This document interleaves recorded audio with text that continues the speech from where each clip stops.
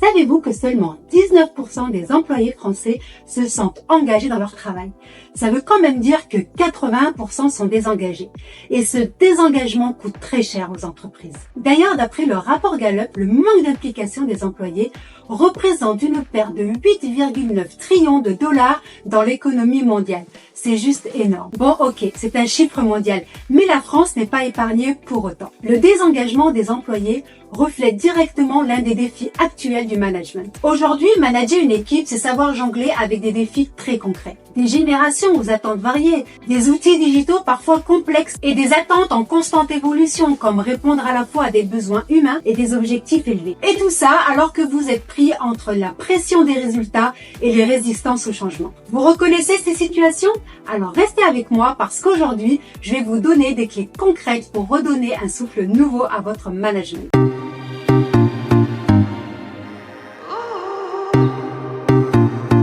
Le rôle du manager a radicalement changé. Avant, on attendait d'un manager qu'il soit un super-héros omniscient, celui qui avait toutes les réponses. Aujourd'hui, ce modèle est largement dépassé. Un bon manager, ce n'est pas celui qui contrôle tout, mais celui qui inspire, qui sait catalyser l'intelligence collective. Parce que les vrais leviers de performance ne résident plus dans le contrôle, mais dans la collaboration, l'autonomie et l'innovation.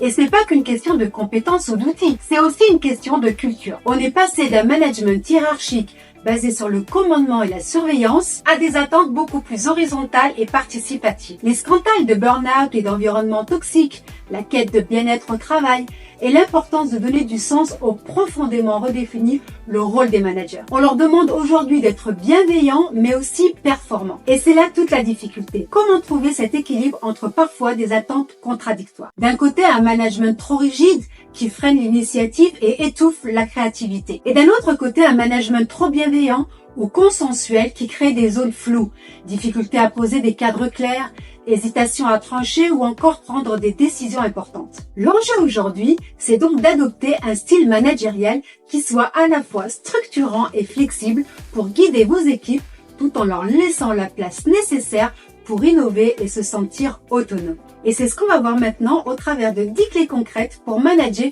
peut-être autrement. Quand un collaborateur vous expose un problème, ne lui donnez pas la solution directement. Demandez-lui quelle solution proposes-tu. En le laissant réfléchir, vous renforcez son autonomie et sa capacité à prendre des initiatives. Fixez des objectifs clairs et une deadline réaliste. Mais laissez vos équipes libres de choisir leur façon de les atteindre. Ne surveillez pas chaque détail. En leur faisant confiance, vous stimulez leur créativité et leur engagement. Expliquez toujours le pourquoi. Le pourquoi derrière une tâche ou un projet. Pourquoi est-ce important? Comment cela s'intègre-t-il dans une vision globale? Quand vos équipes comprennent la finalité de leur travail, elles s'investissent davantage avec une motivation et un engagement. Encouragez vos équipes à tester des idées, même si elles ne fonctionnent pas toujours. Dans un cadre sécurisant, vos collaborateurs se sentiront libres d'innover. Rappelez-leur que chaque échec est une opportunité d'apprendre et que trouver des solutions ensemble rend l'équipe plus forte à long terme. Adoptez des outils collaboratifs comme Trello ou Slack pour fluidifier les échanges et garantir la transparence.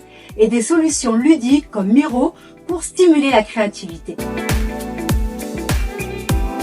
Ne vous limitez pas aux entretiens annuels. Faites des points réguliers pour valoriser les réussites et ajuster ce qui doit l'être. Assurez-vous que vos retours soient clairs, spécifiques et orientés vers l'amélioration. Utilisez des approches comme le sandwich. Commencez par un point positif, puis développez l'axe d'amélioration et terminez par une note motivante. Les retours fréquents boostent la confiance et la progression et deviennent une boussole pour guider vos collaborateurs vers leurs objectifs. Être sympa, c'est bien, mais ça ne suffit pas. Vos collaborateurs ne veulent pas des viennoiseries le matin quand ils arrivent. Ils auront d'ailleurs déjà déjeuné. Ce qu'ils attendent, c'est un manager sincère et clair. Dites les choses simplement, sans faux semblant ni façade. Être honnête, c'est permettre à vos collaborateurs de savoir où ils en sont réellement dans leur progression et leurs compétences. Être authentique, c'est savoir trancher avec humanité quand il le faut.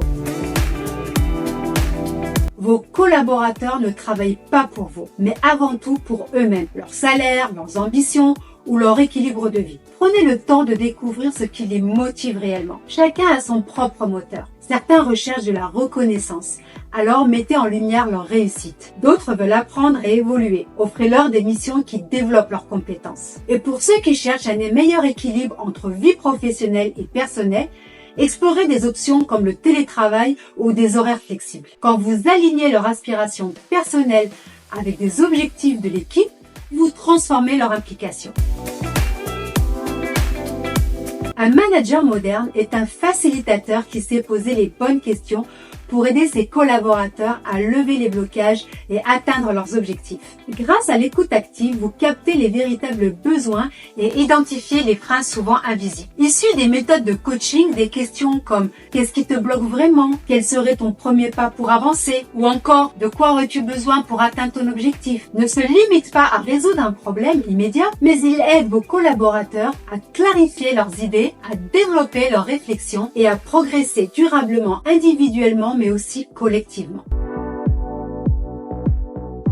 Savoir détecter les signaux émergents, c'est repérer les petites tendances ou les comportements qui pourraient devenir de grandes opportunités ou des risques majeurs. Cela peut être une nouvelle technologie, un comportement client ou encore un feedback récurrent de vos équipes qu'il faut gérer avant que cela ne devienne un point de friction. Posez-vous régulièrement ces questions. Qu'est-ce qui pourrait surprendre notre équipe dans les mois à venir? Quelle opportunité n'avons-nous pas encore explorée? En partageant ces observations avec vos collaborateurs, vous montrez que vous êtes prêts à agir avant que les opportunités ne soient manquées ou que les risques deviennent des crises. Je vais quand même vous donner une dernière clé qui pour moi me semble très importante. Celle de prendre soin de vous. Un manager performant est avant tout un manager aligné et serein. Quand vous êtes bien dans vos baskets, cela se ressent. Vos décisions sont plus claires et rapides. Votre communication devient plus fluide et empathique. Vous inspirez un climat positif et rassurant pour votre équipe. Alors prenez le temps de prendre soin de vous, que ce soit par le sport, la méditation ou tout ce qui vous ressource. Voilà, vous avez maintenant des clés pour inspirer et engager vos équipes. Appliquez-les et voyez comment votre équipe répond. Et ne soyez pas surpris si un jour ce sont vos collaborateurs qui vous ramènent les croissants. Preuve qu'ils vous suivent non pas par obligation, mais parce qu'ils croient en vous.